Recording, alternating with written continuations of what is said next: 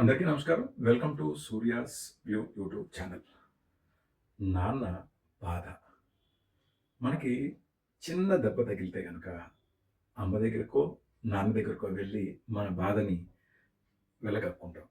అట్లాగే అమ్మకి చిన్న బాధ గనక వస్తే పిల్లలతో చెప్పుకుంటుంది. లేకపోతే వాళ్ళ భర్త అయిన మన నాన్నతో చెప్తుంది.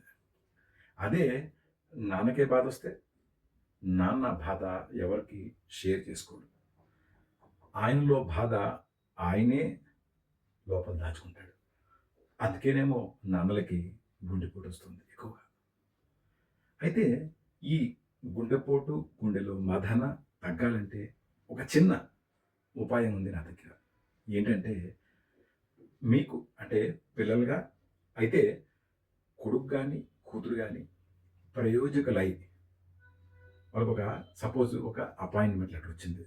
పిల్లలు ఈ రోజుల్లో మాక్సిమం అందరికీ ఇన్ఫోసిస్, క్యాంపస్ ఇంటర్వ్యూస్ అవన్నీ వస్తున్నాయి. ఒక్కసారి క్యాంపస్ ఇంటర్వ్యూలో సీట్ రాగానే నాన్న దగ్గరికెళ్ళి, "నాన్న నాకు అపాయింట్మెంట్ లెటర్ వచ్చింది. ఐదర్ అబ్బాయి గాని, అమ్మాయి గాని.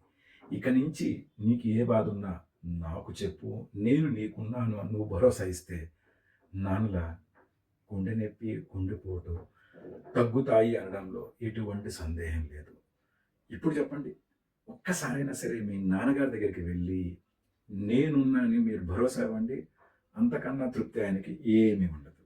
హోప్ ఈ మెసేజ్ మీకు నచ్చినట్లుగా భావిస్తాను. దయచేసి అందరికీ ఫార్వర్డ్ చేయండి. Thank you so much.